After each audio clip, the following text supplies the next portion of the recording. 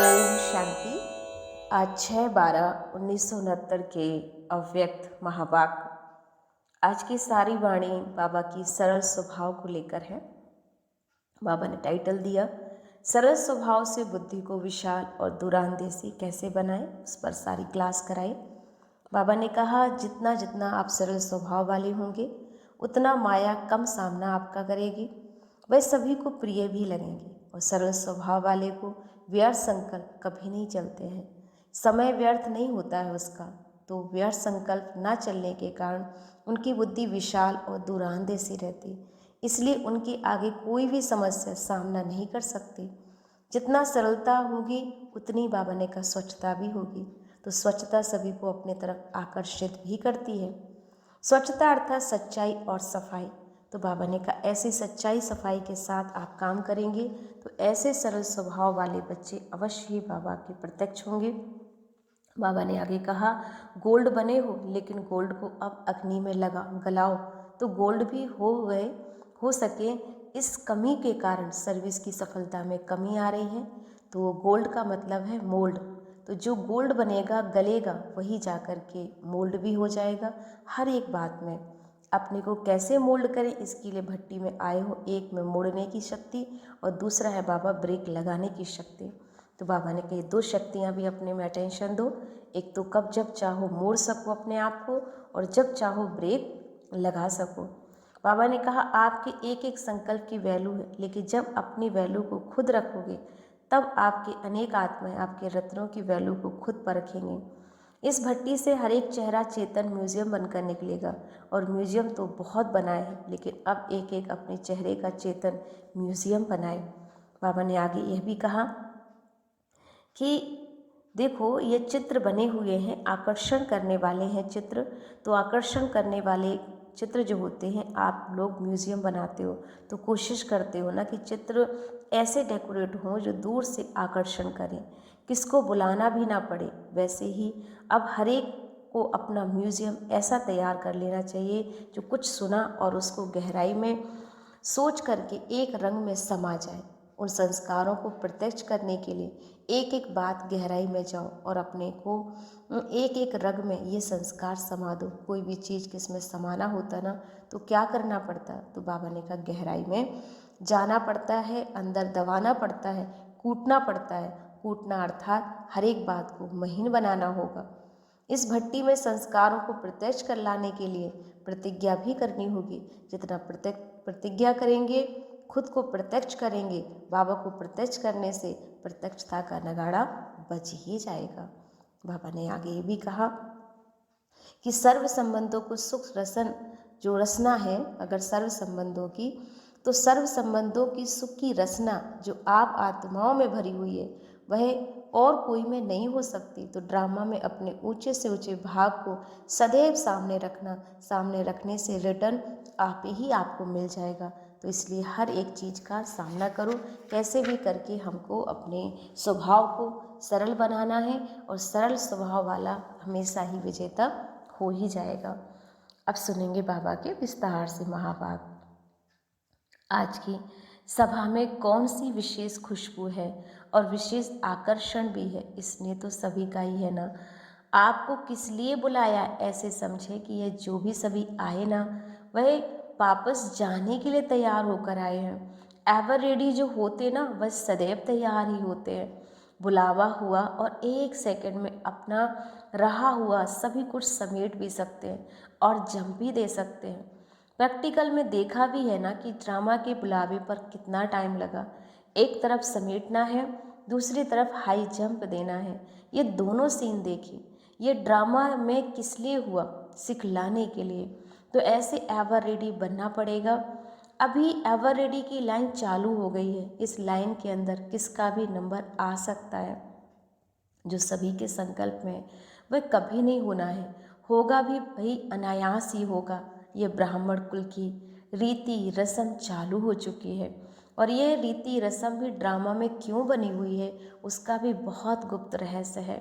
तो ऐसा पुरुषार्थ पहले से ही कर लो जो फौरन समेट भी सको और जंप भी दे सको। समेटने की शक्ति किस में हो सकती है, जो सरल स्वभाव वाले होंगे।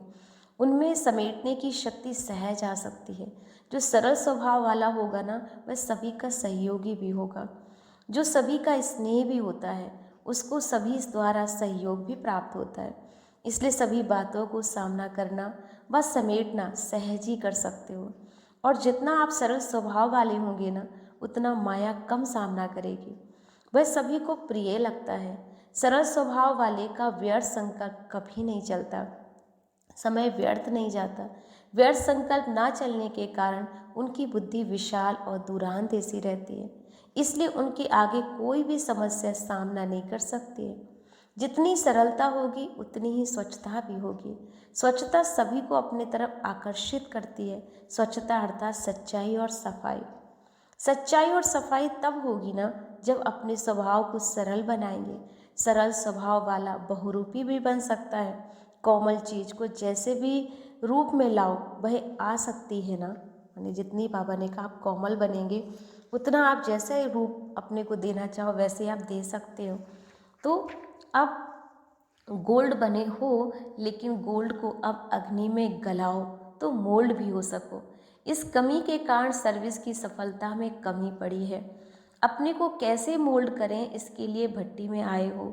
एक है मोड़ने की शक्ति और दूसरी है ब्रेक लगाने की शक्ति। मोड़ना भी है तो कितने समय में, भले मोड़ना आता भी है, लेकिन कहाँ कहाँ समय बहुत लग जाता है। और समय ना लगे वह संकल्प करना है। संकल्प किया और सिद्ध हुआ। भट्टी से ऐसा बन करके निकलना है जो हर संकल्प हर शब्द सिद्ध हो। वह लोग रिद्धि सिद्धि प्राप्त करते हैं, लेकिन यहाँ योग की रिद्धि सिद्धि है। याद की रिद्धि सिद्धि क्या होती है, वह सीखना है। जो सिद्धि को प्राप्त होते हैं ना, उनके संकल्प शब्द और कर्म सिद्ध होते हैं। एक संकल्प भी व्यर्थ नहीं उठेगा। संकल्प वह उठेंगे जो सिद्ध होंगे। सर्विस एवं उसको कहा जाता है जिसका एक भी संकल्प बिना सिद्धि के ना जाए, अथवा ऐसा कोई भी संकल्प ना उठना चाहिए जो सिद्ध होना वाला ना हो। आपके एक एक संकल्प की वैल्यू है, लेकिन जब अपनी वैल्यू को खुद रखेंगे ना, तब अनेक आत्माएं भी आप रत्नों की वैल्यू को परखेंगी। इस भट्टी से हर एक का चेहरा चेतन म्यूजियम बनकर निकले। और म्यूजियम में तो बहुत बनाए हैं, लेकिन अब एक एक को अपने चेहरे की चेतन म्यूजियम बनाना है। इस चेतन चेहरे के म्यूजियम में कितने चित्र हैं? इस चेहरे के म्यूजियम में कौन कौन से चित्र फिट करेंगे? म्यूजियम में पहले चित्रों की फिटिंग करते हैं ना, बाद में डेकोरेशन होता है, फिर उद्घाटन कराना होता है, फिर ओपिनियन भी लेना होता है। तो आपके इस चेतन म्यूजियम में 3 मुख्य चित्र लगे हुए हैं, भ्रुकुटी, नैन और मुख।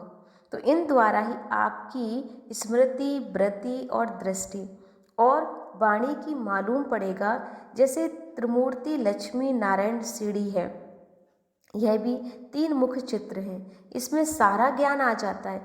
वैसे ही इस चेहरे के अंदर ये चित्र अनादि फिट है, तो इसकी भी बाबा ने कहा ऐसी डेकोरेशन हो जो दूर से यह चित्र अपनी तरफ आकर्षण कर ले।